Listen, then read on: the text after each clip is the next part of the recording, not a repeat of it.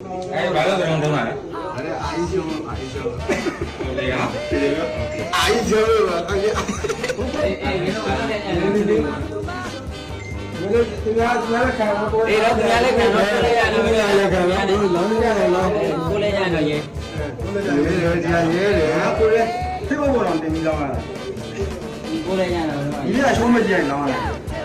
ကိုယ်လည်းရတယ်အဲ့လိုလောက်ခံရေးပြီးအဲ့လေဒီရပါမဟုတ်လေဘောရလေလောင်းစားလို့ဟုတ်တယ်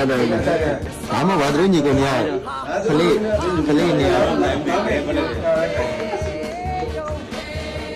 အားထုတ်ပြတာနော်အားသာလို့ဘာမှဒီကူလေးစားတဲ့ကြိုးလေးစားကြဘာကြလို့လို့ဒီလေးဘယ်လိုဒီစီပြရတယ်မင်းချင်းမင်းလာဒီကြလို့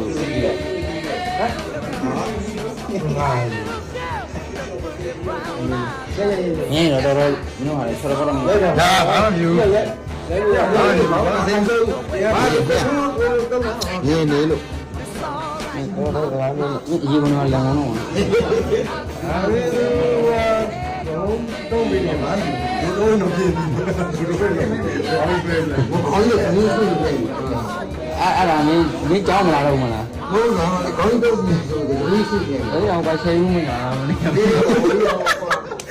မင်းဘယ်ဒီညစနေနေ့ညချိန်မှုမနာပြန်တော့မကရုံးနေချက်ရရှိတော့ဆိုတော့ကွာကြီးအောင်ဟောလို့ကမိုးတော့နာမိုးနော်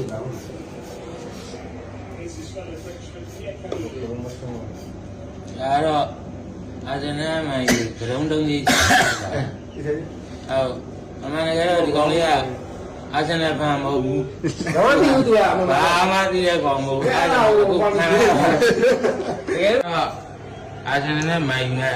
ညလာလားအာဇနာနဲ့မိုင်နဲ့သူတို့ကကရုံးတုံးကြီးလောင်းတဲ့နေရာမှာအခုအာဇနာတုံးသွားတဲ့ဘက်ကတုံးသွားတဲ့ကောင်လေးကကရုံးတုံးခံရခြင်းဖြစ်တယ်။ဘုန်းကြီးကတော့ဘသူချုံချုံဘသူနဲ့တော့လောက်ပါဘူးကြောက်တဲ့ကောင်တုံးပါတုံးပါတော့ရတုံးပါတေကြတယ်လို့စကစ်ဖုတ်တီထားတာအဲတဲ့ဒီမကြတော့သုံးပါတော့မှာ